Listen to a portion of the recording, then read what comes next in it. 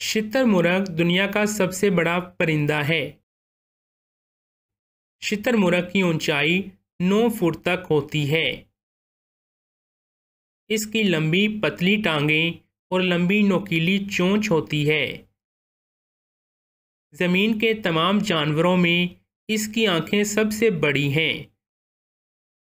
शुतुरमुर्ग का सर छोटा होता है।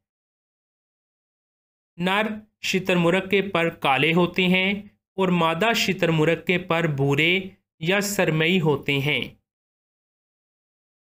जवान शुतुरमुर्ग चहचहाती आवाज़ निकालता है। शुतुरमुर्ग बुनियादी तौर पर पौधे, पत्ते और फल खाता है। नर शुतुरमुर्ग को मुर्ग कहा जाता है।